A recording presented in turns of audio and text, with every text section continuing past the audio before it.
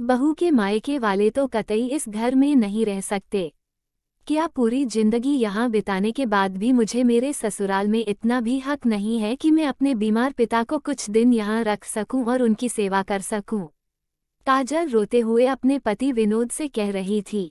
जरूर है काजल, पर हुआ क्या है बाबूजी को? और ये तुम क्या कह रही हो, मुझे कुछ समझ नहीं आ रहा है। अरे सुबह से शाम तक में ऐसा क्या हो गया जिसकी भनक मुझे नहीं है? आपको कैसे पता रहेगा जी? आप सुबह 8 बजे दुकान जाते हो और रात के 10 बजे घर लौटते हो, तो ऐसे में आपको कैसे पता चलेगा कि दिन भर आपके पीठ पीछे घर पर क्या हो रहा है? और ऊपर से माँ जी कहाँ चाहती है कि उनका बेटा अपने ससुराल का हाल समाचार जाने। इसी बात का तो दुख है कि आप घर में रहते हुए भी घर की बातों से कहीं दूर है। क्या पहेलियां बुझा रही हो काजल? जो भी हैं साफ साफ कहो। काजल की तरफ देखते हुए विनोद कहता है। फिर काजल सारी बात बताती है। अभी कुछ दिनों से बाबूजी का शुगर लेवल काफी बढ़ा हुआ था और तबीयत खराब चल रही थी। गांव में उन्हें दिखाया गया पर बीमारी ठीक होने की बजाय बढ़ती जा रही थी, इसलिए मैं बड़े भैया को बोली कि बाबूजी को लेकर यहाँ चले आए ताकि यहाँ किसी अच्छे डॉक्टर से उनका इलाज हो सके। मेरी बात मानकर बड़े भैया कल रात की ट्रेन पकड़कर आज सुबह सुबह आपके जाने के बाद बाबूजी को लेकर यहाँ आ गए और किडनी के जाने माने डॉक्टर को दिखा लाए। डॉक्टर ने 1 हफ्ते की दवाई लिखकर दी और इसी शहर में रहने की हिदायत दी, इसलिए मैं बाबूजी के रहने की व्यवस्था देवर जी के बंद कमरे में कर रही थी।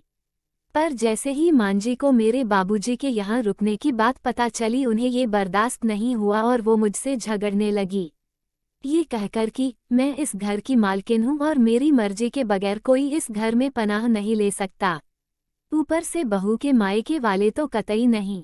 अगर एक बार बेटी के यहाँ रहने की आदत हो गई तो बार बार आने की लत लग जाएगी उन्हें। ऐसा कहने के साथ साथ उन्होंने मुझे बहुत खड़ी खोटी सुनाई और फिर कहने लगी, मेरी मर्जी जाने बगैर मेरे बेटे के कमरे में अपने बाप को ठहराने वाली तुम कौन होती हो? अपने बाप के घर से लाई थी क्या ये मकान जो किसी को भी यहाँ आश्रय दे रही हो? ये मेरा घर है, रोहिणी निवास, कोई धर्मशाला नहीं जो अपनी मनमर्जी करोगी। माँ जी की चीखती हुई आवाज सीधा बाबूजी और बड़े भैया के कानों में पड़ी और वो अपना सामान बांध कर जा ही रहे थे कि माँ जी बाबूजी को भला बुरा कहने लगी, शर्म नहीं आता है बेटी के घर बीमारी का बहाना लेकर रहने में? ये आपकी बेटी का ससुराल है, कोई सरायखाना नहीं, कुछ तो शर्म किया होता समधी जी। बाबूजी को बेइज्जत और अपमानित करने के बाद बड़े भैया को ताने देने लगी, अरे इतनी ही चिंता है अपने बाबूजी की तो ले जाओ किसी होटल में रखो, सब कुछ फ्री में ही चाहिए क्या? जो मुंह उठाकर बहन के ससुराल चले आए। माँ जी की ऐसी बातें सुनकर बाबूजी सुन्न हो गए। उन्हें तो ऐसा लग रहा था जैसे नस काटो तो खून नहीं। कितना बड़ा लांछन लगा दिया गया एक बीमार पिता के ऊपर। अच्छा हुआ जो भैया तुरंत बाबूजी को अस्पताल के निकट एक कमरे में ठहरा दिए, अगर यहाँ रहते तो जीते जी मर जाते और बीमारी ठीक होने की बजाय और बढ़ जाती है। कहते कहते काजल सिसक उठती है। काजल को यूं सिसकते देख विनोद उसे पानी देता है और कहता है, पहले तुम शांत हो जाओ काजल, फिर मैं माँ से बात करता हूँ। इतनी बड़ी बात हो गई और मैं शांत हो जाऊं? नहीं जी बिल्कुल नहीं, आज तो फैसला होकर रहेगा। अरे मैंने अपनी सारी जवानी आपके माँ बाबूजी की सेवा में बिता दी और बदले में कुछ नहीं मांगा। मुझे उनके पैसे कौड़ी या कोई संपत्ति नहीं चाहिए थी, सिर्फ मुझे मेरा और मेरे मायके वालों का सम्मान मांगा था, पर मुझे आज तक नहीं मिला। कहते कहते काजल का गला भर आता है। फिर कुछ देर शांत होकर कहती है, आज आप मुझे ये बताओ कि क्या ये घर सिर्फ माँ बाबूजी का है? हमारा इस पर कोई हक नहीं है। हमने अपने शादी के 20 साल दिए हैं इस घर को सींचने में, फिर भी इस घर पर मेरा कोई हक नहीं है। अगर ऐसा है तो फिर हमारा घर कौन सा है जी जिसे मैं हक से अपना कह सकूं? अगर बहुओं के लिए घर की हर जिम्मेदारी और काम है तो फिर घर पर हक क्यों नहीं? क्यों हमें इस हक से वंचित रखा जाता है? विनोद, क्यों हम अपने रिश्तेदार को यहाँ नहीं बुला सकते? अगर ऐसा है तो मुझे भी मेरा घर चाहिए जिसे मैं हक से अपना कह सकूं। कहते कहते बार बार काजल फफक पड़ती थी, पर आज वो चुप नहीं रहना चाहती थी। पिछले 20 सालों से भरे दर्द के गुब्बारा आज फट जाना चाहता था। अरे बाबूजी कौन सा शौक से आए थे अपनी बेटी के यहाँ रहने, वो तो मजबूरी थी इसलिए उन्हें आना पड़ा। अगर उनका बस चले तो वो बेटी के घर का पानी तक ना पिए, और शुरू से वही तो करते आए हैं। आज तक तो कभी अपनी बेटी के ससुराल में कदम तक नहीं रखे, क्योंकि उन्हें पता था माँ जी का स्वभाव। वो तो मेरे जिद करने पर आ गए और मेरी जिद की वजह से ही उन्हें ये बेइज्जती सहनी पड़ी। मैं पूछती हूँ, क्या यही है माँ जी के संस्कार जिसका बखान दुनिया के सामने करती रहती है? काजल आक्रोश और दुख से भरकर अपनी वेदना विनोद को कह रही थी। आज माँ जी का व्यवहार विनोद की आंखों में भी खटक सा गया। वो तुरंत काजल का हाथ पकड़ा और अपनी माँ के कमरे में गया, जहां रोहिणी जी अपने पति सुरेश जी को आज सुबह हुए घटना की चर्चा ही कर रही थी, जिसमें वो काजल के परिवार वालों पर झूठा इल्जाम लगाते हुए कह रही थी, विनोद के बाबूजी ये जो बहू के परिवार वाले हैं सबके सब भिखारी हैं। देखिए तो कैसे दो पैसा बचाने के लिए बीमारी का बहाना करके हमारे घर मुंह उठाकर चले आए थे। शर्म भी नहीं आता है ऐसे बिन बुलाए भिखारियों को।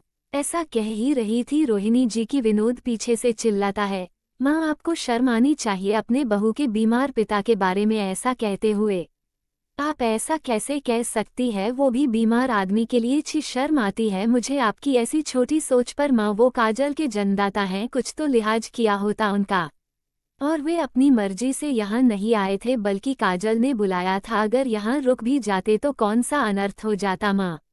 आप भी तो अपनी बेटी के यहाँ जाते हो न, तो फिर काजल के बाबूजी क्यों नहीं आ सकते? अगर आपकी बेटी के ससुराल में आपका कोई ऐसा अपमान करता तो आपको कैसा लगता माँ? कुछ तो रिश्तों का मान रखिए माँ। और अगर काजल के बाबूजी अपनी बीमारी का इलाज यहाँ रहकर करते तो इसमें क्या बुराई थी? आखिर ये घर उनकी बेटी का भी तो है। खबरदार जो ऐसा कहा विनोद, ये घर मेरा है और इस घर में किसे रखना है और किसे नहीं ये हम और तुम्हारी माँ डिसाइड करेंगे बहू, या तुम नहीं? रौब से चिल्लाते हुए सुरेश जी कहते हैं। ठीक है बाबूजी, यदि ये घर आपका है तो अब हम इस घर में एक पल भी नहीं रहेंगे जहां इंसानियत की कोई जगह ना हो, जहां घमंड और रौब का बोलबाला हो। उस घर में मैं अब और नहीं रह सकता, हम कल ही इस घर को छोड़कर चले जाएंगे। ऐसा कहकर विनोद जाने लगता है कि तभी रोहिणी जी उसका हाथ पकड़ लेती है और कहती है, इतनी छोटी सी बात के लिए तू अपने माँ बाप को छोड़कर चला जाएगा? तू चला जाएगा तो हम कैसे रहेंगे बेटा? मुझे माफ कर दे बेटा, पर ऐसे घर छोड़कर मत जा। चाहिए तो तू अभी के अभी बहू के बाबूजी को बुला ला, मैं अपने हाथों से उनका कमरा ठीक कर दूंगी, पर घर छोड़कर जाने की बात मत कर। खुद के भविष्य की चिंता और श्रवण कुमार सा बेटा और काजल जैसी आज्ञाकारी बहू के दूर जाने के डर से डरकर रोहिणी जी कहती है। अपने पर आई तो बात समझ में आई माँ जी, यहाँ 24 घंटे आप लोगों की सेवा में हाजिर रहती हूँ, इसलिए हमारी कद्र नहीं है आप लोगों की नज़रों में। 20 साल हो गए माँ जी इस घर में मुझे आए हुए, पर आज भी मैं अपने किसी परिवार को यहाँ नहीं बुलाई और ना ही बुलाना चाहती थी, क्योंकि मुझे पता है आप लोगों का नेचर। पर इस बार तो आप हद ही पार कर गई, मेरे बीमार पिता की आंखों में आंसू दे गई। क्या गलती थी उनकी यही ना कि वो एक बेटी के बाप हैं और बेटी के कहने पर यहाँ चले आए? पर मेरी भी एक बात सुन लीजिए, मैं भले इस घर में रहूं या ना रहूं, पर आप आगे से मुझसे कोई उम्मीद मत पाल कर रखिएगा, क्योंकि आज जो आपने किया है उसको मैं कभी नहीं भूल सकती माँ जी। ऐसा कहकर प्रतिमा अपने कमरे में चली जाती है और विनोद भी प्रतिमा के पीछे पीछे चला आता है। सुबह जब काजल अपना सामान बांध रही थी तो विनोद को आवाज लगाता है, काजल जल्दी बाहर आओ, देखो कौन आया है। काजल भागकर आती है और देखती है उसके बाबूजी और बड़े भैया सुरेश जी और रोहिणी जी के साथ दरवाजे पर खड़े थे। काजल पकड़कर बाबूजी को बैठाती है और प्रश्नवाचक दृष्टि से बड़े भैया को देखती है। तब बड़े भैया कहते हैं, सुबह सुबह माँ जी और बाबूजी आए हमारे कमरे में जहाँ हम लोग रुके थे और काफ़ी मिन्नतें करने लगे, अपने किए की माफ़ी मांगने लगे, तो हमें आना ही पड़ा।